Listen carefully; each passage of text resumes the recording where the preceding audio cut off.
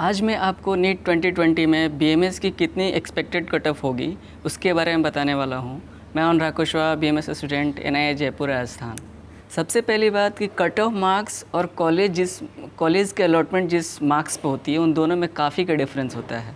बहुत सारे लड़के होंगे जो कि कट ऑफ तो क्लियर कर लेंगे लेकिन उनको कॉलेज अलॉट नहीं हो पाती है। इसलिए मैं इस वीडियो में केवल वो मार्क्स बताऊँगा जिस पे कॉलेज अलॉट होती है। दूसरी बात कि नीट अभी नीट 2020 एग्ज़ाम ख़त्म हुआ है। बहुत सारे एस्पिरेंट बहुत परेशान हैं, कमेंट्स कर रहे हैं कि मेरे इतने मार्क्स आ रहे हैं, क्या कॉलेज मिलेगा या नहीं, क्या होगा। मैं समझ सकता हूँ उनकी परेशानी क्योंकि मैं भी उस फेज़ से गुजरा हूँ, मैं फेस किया हूँ। देखो, एग्ज़ाम से पहले किसी भी जब तक रैंक नहीं पता चलती है, रिज़ल्ट नहीं आता है, तब तक कुछ भी कहना बहुत मुश्किल है। क्योंकि हर एक साल ऐसा होता है कि एक ही मार्क्स पे दूसरे ईयर दूसरी रैंक आती है। जैसे कि मेरी एक साल 517 मार्क्स थी तो 15,000 समथिंग रैंक थी, लेकिन 2019 में रैंक आ गई 24,000 जबकि मार्क्स थी 550। इसलिए मार्क्स पे जाना बहुत ही रिस्क होगा। जब तक रिज़ल्ट नहीं आता है, रैंक नहीं पता चलती है, तब तक कंफर्म बताना बहुत ही मुश्किल है। बहुत सारे स्टूडेंट कमेंट्स कर रहे हैं कि मेरे 560 आ रहे हैं, 550 आ रहे हैं, 565 आ रहा है, 530 आ रहा है, क्या मुझे एनआईए मिल जाएगा कि नहीं, एनआईए जयपुर मिलेगा कि नहीं, आप बताओ। देखो, मैं एनआईए जयपुर का 2019 में जिस मार्क्स पे ओबीसी, जनरल और एससी एसटी का जो अलॉटमेंट हुई थी उसके बारे में आपको थोड़ा सा आइडिया दे रहा हूँ, जिसकी वजह से आपको पता चल जाएगा। 2019 में जनरल कैटेगरी के लिए फर्स्ट राउंड में जो मार्क्स रिक्वायर्ड थी वो 555 थी जनरल के लिए, ओबीसी के लिए 550 और एससी एसटी के लिए 453 थी। वही सेकेंड राउंड में थी जनरल के लिए 554, ओबीसी के लिए 548 और एससी एसटी के लिए 431 मार्क्स रिक्वायर्ड थी मॉपअप में। फिर जनरल के लिए 546, ओबीसी के लिए 545 और एससी एसटी के लिए 401 मार्क्स रिक्वायर्ड थी। तब इनको एनआईए अलॉट हुई थी 2019 में। अब इससे आप एक्सपेक्ट कर सकते हो कि इस साल कितनी जा सकती है मार्क्स, कितने रैंक तक, क्योंकि रैंक वाली मैं तो एक वीडियो बनाया हूँ कट ऑफ के लिए। फिर ये देखो, इस साल की पेपर मुझे लगती है कि 19 वाले पेपर से, नीट 2019 की पेपर से आसान ही लगी मेरे को, तो इसलिए कट ऑफ तो थोड़ी सी हाई जानी ही जानी है। स्टे वैकेंसी राउंड भी होती है, वो सेंट्रल यूनिवर्सिटी के लिए, मतलब स्टे वैकेंसी और ये मॉपअप राउंड सेंट्रल यूनिवर्सिटी के लिए ही केवल ऑर्गेनाइज होती है। तो इसमें बीएचयू, एनआईए जयपुर और गुलाब कुंबरवा आयुर्वेद महाविद्यालय जामनगर गुजरात, इन तीनों के लिए इतना ही लगभग मार्क्स रिक्वायर्ड थे। और स्टे वैकेंसी चांस फैक्टर होती है, ये डिपेंड करता है कि वो किसके भाग्य में क्या है, क्योंकि ज़्यादा सीट्स रहती नहीं है स्टे वैकेंसी में, 1-2 रहते हैं, वही अलॉट हो जाते हैं। जनरल के लिए तब वो 483 पे अलॉट हुई थी पिछले साल। और कन्फ्यूजन हो सकती है कि एनआईए जयपुर, बीएचयू और गुलाब कुंबरवा आयुर्वेद महाविद्यालय से जामनगर का है, वो एक ही मार्क्स पे कैसे मिल रहा है। देखो, एक ही मार्क्स पे बहुत सारे लड़के होते हैं, अलग अलग रैंक पे वो अलग अलग अलॉट होती है। मेरे अकॉर्डिंग एनआईए जयपुर, बीएचयू और गुलाब कुंबरवा आयुर्वेद महाविद्यालय, इसके लिए 2020 में कितनी मार्क्स रिक्वायर्ड होगी जिससे कि कॉलेज ये मिल जाए, उसके बारे में बता रहा हूँ।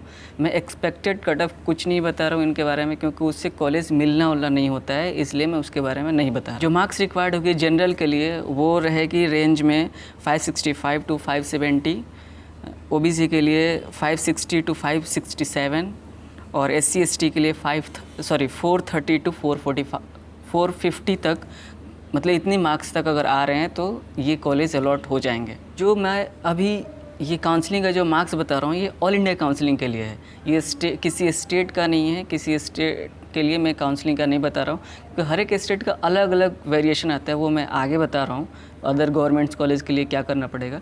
लेकिन जो ये सेंट्रल यूनिवर्सिटी है, जैसे कि एनआईए जयपुर, बीएचयू और ये जामनगर का जो है गुजरात आयुर्वेद यूनिवर्सिटी, इसके लिए टोटल सीट्स हैं जितने भी, वो सब पे टोटली ऑल इंडिया के लड़के जाते हैं। ऑल इंडिया से काउंसलिंग से टोटली सीट फुल होती है।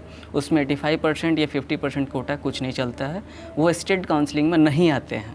रेस्ट जो भी गवर्नमेंट आयुर्वेदिक कॉलेज हैं उनके लिए कितनी जनरल की मार्क्स, ओबीसी की, एससी एसटी की रिक्वायर्ड होगी, उसके बारे में मैं आपको बता रहा हूँ। अब देखो, जनरल के लिए तो 525 टू 530 प्लस जाएगी, ओबीसी के लिए 520 टू 525 और SC ST के लिए 4 का ख्याल रखना। और मैं फिर रिपीट कर रहा हूँ, ये एक्सपेक्टेड है, कंफर्म मत मान लेना। देखो, ऑल इंडिया काउंसलिंग के लिए जो ये मार्क्स बताया हूँ, ये हमेशा स्टेट काउंसलिंग से ज़्यादा ही रहती है। थोड़ा सा ऊपर नीचे रिज़ल्ट आने के बाद ये काउंसलिंग जब होगी तब मैं वीडियो तो ज़रूर बनाऊँगा, लेकिन ऊपर नीचे हो सकती है अलॉटमेंट में। ये एक एक्सपेक्ट है, ये एक गेस है, जो कि बहुत ज़्यादा डिमांड है, बहुत सारे लड़के पूछ रहे हैं, इसलिए मैं बना के दे रहा हूँ या ये अपलोड कर रहा हूँ। अब स्टेट काउंसलिंग, जो भी स्टेट वाइज जो काउंसलिंग चलती है, उसके लिए क्या, देखो हर एक स्टेट की अलग अलग कट ऑफ होती है, अलग अलग कट ऑफ डिसाइड होती है, उसके लिए मार्क्स भी अलग रिक्वायर्ड होती है। जैसे कि देखो, एमपी में एमबीबीएस लगभग 500 पे 515 पे मिल जाता है। साउथ में कम मार्क्स पे आपको बीएमएस अलॉट होती है, या एमपी में कम मार्क्स पे अलॉट होती है, लेकिन बिहार, राजस्थान और जो दिल्ली है, इस सब में ज़्यादा मार्क्स की रिक्वायर्ड होती है, क्योंकि भीड़ यहाँ पे ज़्यादा है। समझ सकते हो इसके बारे में। स्टेट का अलग से तो नहीं बता रहा हूँ, स्टेट वाइज अब नहीं बता पाऊँगा क्योंकि बहुत ज़्यादा टाइम लग जाएगा। जिसको ज़रूरत होगी अपने स्टेट की, वो कमेंट्स करके पूछ लेना, या पर्सनली इंस्टाग्राम पे, फेसबुक पे कभी भी आप मैसेज करके मेरे से पूछ लेना, मैं हेल्प कर सकता हूँ उसके लिए। देखो, प्राइवेट कॉलेज का जो भी है, मतलब प्राइवेट कॉलेज जो आयुर्वेदिक कॉलेज हैं, उनके एडमिशन के लिए कितने मार्क्स की रिक्वायर्ड होती है, ये चाहे एमबीबीएस हो, बीएमएस हो, और चाहे बीएचएमएस, बीयूएमएस, कोई भी कोर्स हो, प्राइवेट में एडमिशन लेने के लिए आपको ज़रूरी नहीं है कि मार्क्स इतनी रिक्वायर्ड होगी। आपको उसमें पैसे की ज़रूरत पड़ती है, मनी की रिक्वायरमेंट पड़ती है प्राइवेट में एडमिशन लेने के लिए।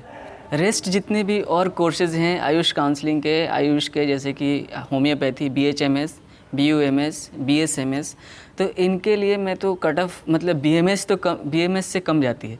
तो अगर कोई स्टूडेंट इसके बारे में पूछना चाहता है तो पर्सनली मैसेज कर सकता है या कमेंट्स करके पूछ सकता है, उसको मैं पर्सनली बता सकता हूँ। अब सबका लूँगा तो बहुत ज़्यादा ही लॉन्ग वीडियो हो जाएगी। नेक्स्ट वीडियो में मैं बताने वाला हूँ कि बीएएमएस, बीएचएमएस, बीडीएस या वेटनरी, मतलब एमबीबीएस नहीं मिलने के बाद ही ये चूज़ कर रहे हैं, तो इनमें से कौन सा चूज़ करना चाहिए, कौन सा कोर्स आपके लिए सही होगा, इसके बारे में मैं आपको गाइड करने वाला हूँ नेक्स्ट वीडियो में। आपको ये वीडियो कैसी लगी, इसको कमेंट्स करके ज़रूर बताना, और अगर कोई डाउट हो तो कमेंट्स करके पूछ लेना। और इसमें थोड़ी सी वीडियो में नॉइस आ रही होगी, इसके लिए माफ़ी चाहता हूँ। Thanks for watching till the end. Thank you.